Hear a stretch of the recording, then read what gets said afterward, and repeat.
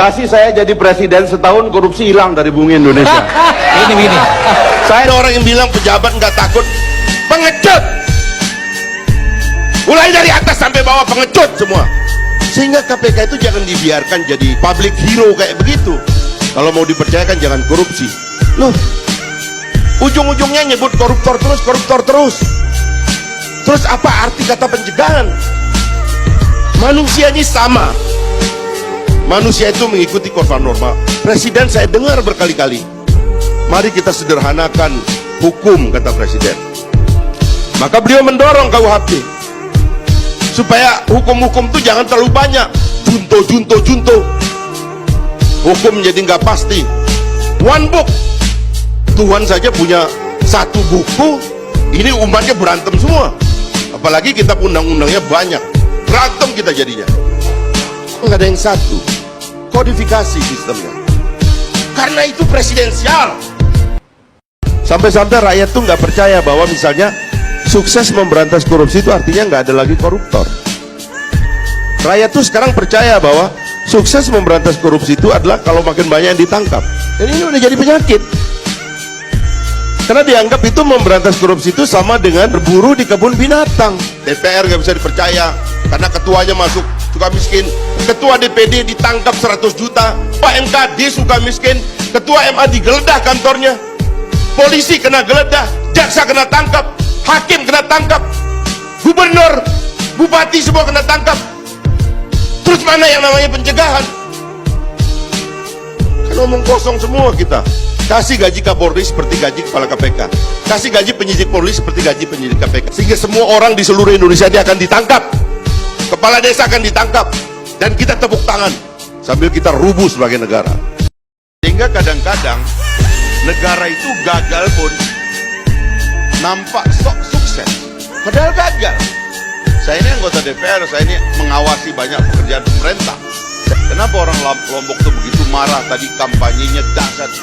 Karena orang Lombok merasa ditipu. 8 bulan yang lalu presidennya mengangkat buku tabungan kayak begini, saya akan transfer besok 50 juta, ditransfer. Begitu datang ke bank nggak boleh dicairkan, harus bentuk kelompok. Kelompoknya nanti asesmennya dari Jakarta, harus ada rekomendasi ini, rekomendasi. Ini bencana, orang lagi susah, duitnya transfer aja. Kenapa sih? Untuk maling aja gampang kok, untuk rakyat susah. Kekayaannya yang luar biasa itu tiba-tiba jadi sebesar PT, dan presiden mengumumkan hasil kerja PT itu seolah-olah itulah segala-galanya hidup ini gitu. Maka jangan ubah presiden kita itu menjadi pemilik PT, ya, sebagaimana sebelumnya dia itu gitu loh. Dia harus jadi negara, kepala negara. Ini enggak tiba-tiba turun ke bawah, dapat sekian persen, nanti ngutang dari sekian perusahaan, dapat fee sekian.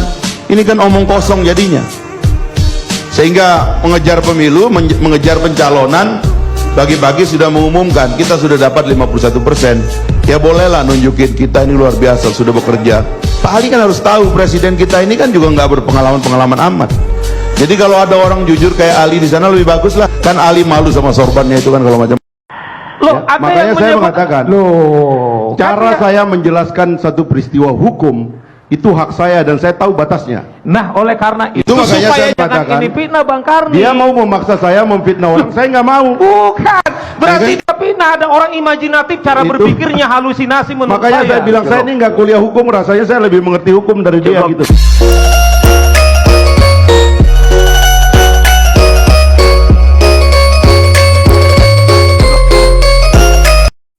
Anda tahu nanti dan dengar saya sekarang, KPK itu busuk di sidang.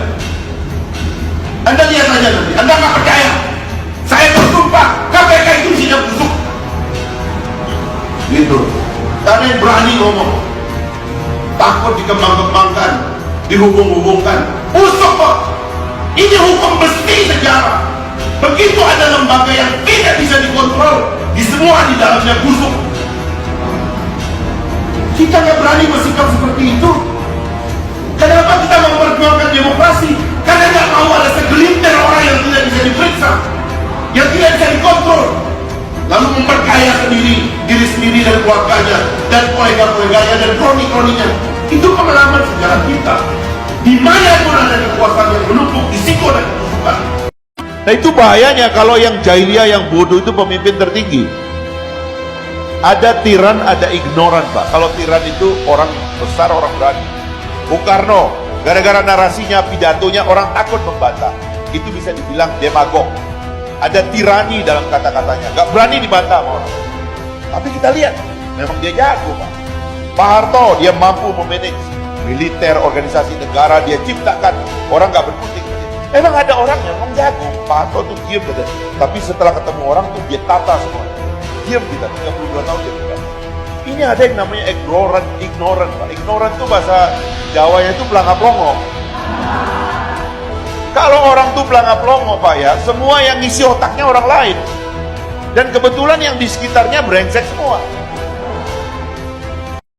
Hanya memberantas korupsi sekarang tanpa KPK.